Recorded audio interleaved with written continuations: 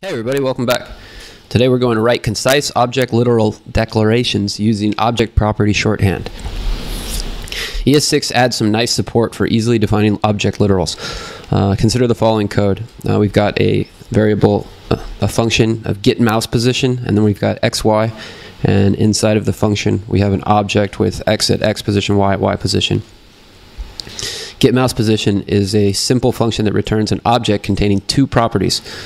Returns an object, so it returns this object containing two properties. This is a key, this is the value, this is the key, this is the value. ES6 provides the syntactic sugar to eliminate the redundancy of having to write x. You can simply write x once and it will become converted to x to the key value pair of x is equal to x, or sometimes equivalent. Under the hood, here is the same function from above rewritten in its new syntax. So yeah, that looks much more simple. You can just return the return this as an object. Use object property shorthand with object literals to create and return an object with name, age, and gender properties. So we want to change the name above this line. So let's see. So we want to just return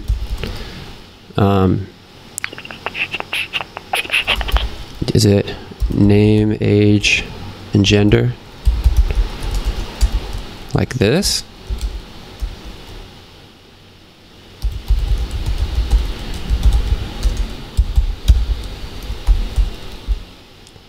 And then we just delete all this. Does that get us the same thing? Okay, that did not work. Let's see what happens. This is the result that we want. We want to do this, but we want to rewrite it in this way. So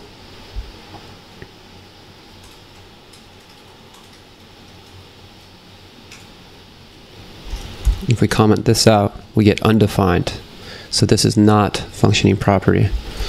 So we can say return. I mean, maybe we don't even need to pass in this. Oh yeah, that's what it is. Interesting. So what's happening here? Create person. We're creating a person with a Zodiac Hasbro, a 56-year-old male. And here, what we're doing is just returning an object with the name set to be the name. So a key value, so we're assigning a key of name to the value of the name. So Zodiac Hasbro. And then age to the age, the integer of 56, and gender, which gender key to the a string value of male. And so we can delete this because we understand what it does now. And this does the exact same thing. So if we just, so I guess all this is saying that it returns, yeah, so this is the first time I've really seen this, using object property shorthand. So that's cool. If you wanted to return an object where the name, the key value pairs are set to, the name is equal to the key of name is equal to Zodiac Hasbro. Yeah, we could actually set this to a variable now and then explore the thing, right? So there, Zodiac is equal to Zodiac Hasbro. And so now we've got, if we were to console.log zodiac.name, is that, yeah, so now here we've name, age, and then we're going to get an integer here, and then gender.